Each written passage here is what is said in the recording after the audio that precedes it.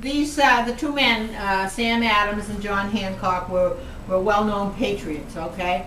And Paul Revere had got word that the British were out to get them. So they had fled from Lexington, and they came to this the Sewell House on Lexington Street in Burlington. And they sat down to have a nice salmon dinner, and they were being served by this Cuff Trot. He was the server, or the slave that belonged to Sam Adams, I guess.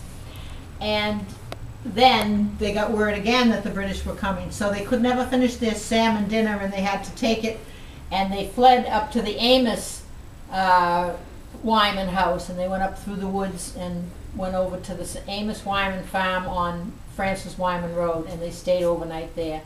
And since their visit was a surprise, this Sarah Wyman could only serve them brown bread, cold pork, and potatoes. She was later rewarded for her patriot hospitality with the gift of a cow. This mural depicts the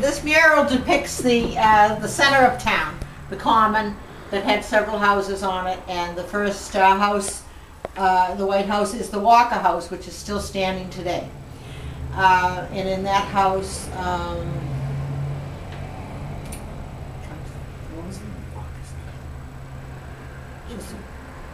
he was a president of Harvard College. John Walker was born there.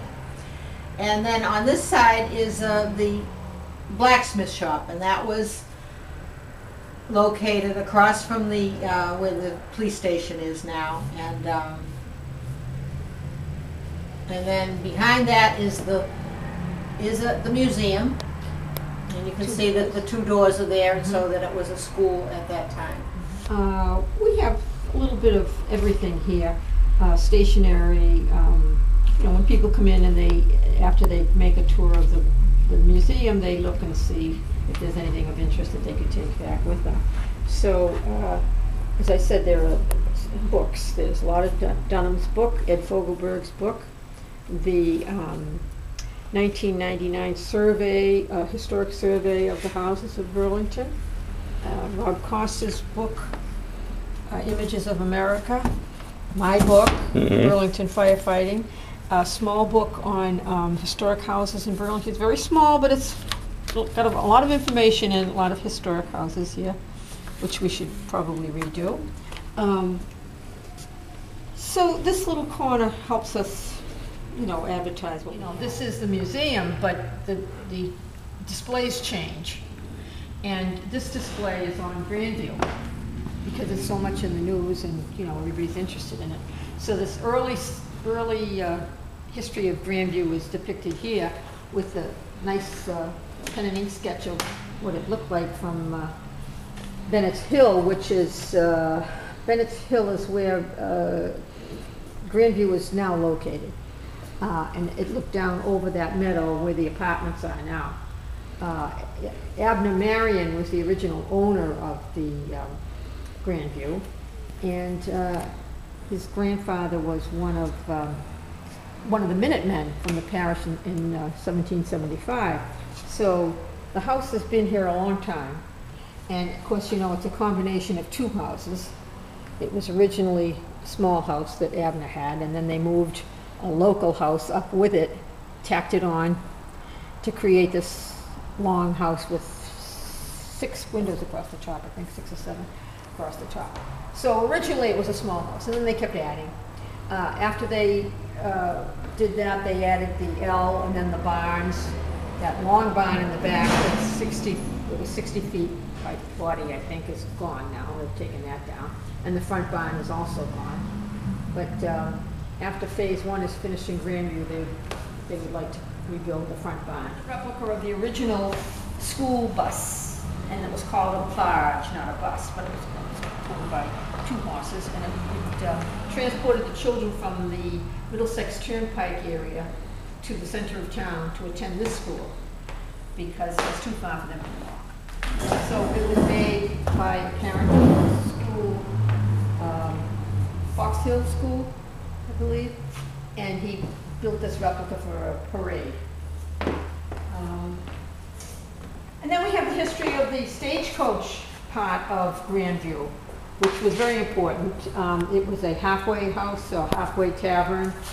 When the stagecoach left Boston on its way to Lowell, it would stop here, and people would stay overnight or drop off meal, pick up meal, that sort of thing.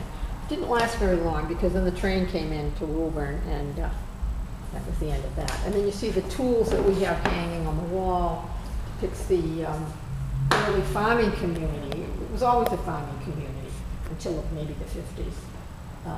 It was a pretty prosperous, a productive, I would say, productive farming community, because they took all their products to Boston, and they sold their vegetables and things to outlying cities, the western part of Boston, and they were very successful.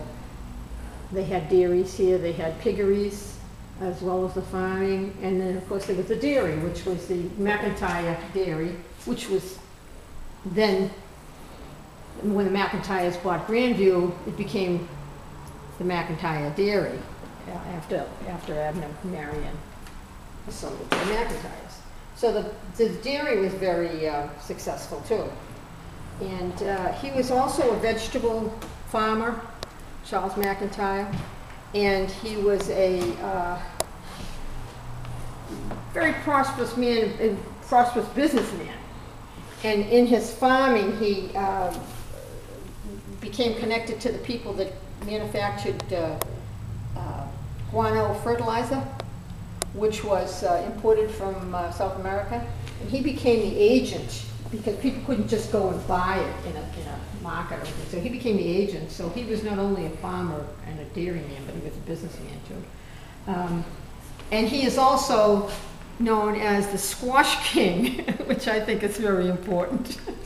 His Blue Hubbard squash and pumpkins were known all over New England because he was, as I said, a successful. The drum was, it's probably one of our most valuable pieces here in the museum, and the drum was used by a Confederate drummer boy Bates, and it was given to a Confederate soldier when he gave him a drink of water, and the drum was used by this Lyman Bates, and he was just a young boy, and he was a drummer boy in the Civil War, and he stopped to give a Confederate soldier a drink of water, and then the Confederate soldier in turn gave him the watch. Can you get in on the watch? And I'm not really sure about the Bible as to where that came from.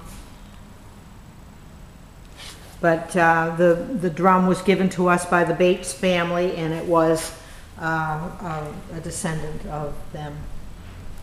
It was 2003, I think it was. When they first did the land swap. Right. When Mrs. Ruping moved out, she was the last resident. When she moved out, she left the house, she left drapes and things in the house, and the floors looked nice, and so we thought we would furnish the house, partially furnish the house, open it up to the public, just so that people could see what the town owned and what the possibilities were with this house. So the day that we had the open house, it started to rain, and it rained hard all day, and it didn't discourage the people. There was a line all the way up to the Human Services building, and 2,000 people came through that house on that day. So that shows you the interest that people had in Grandview. And as people came through the line, they mentioned their connection to the house. Like, you know, one boy said, well, he delivered papers there, and the Boy Scouts used to meet there, and somebody, you know, people would have some kind of comment to make about how much the house meant to them. So it was a very successful, this is antique wallpaper that was found in the front room. And it's, some of it's stencils, some of it's block printed. But it's original wallpaper on the outside siding of the house. So that's how old it is. Hopefully it's been protected.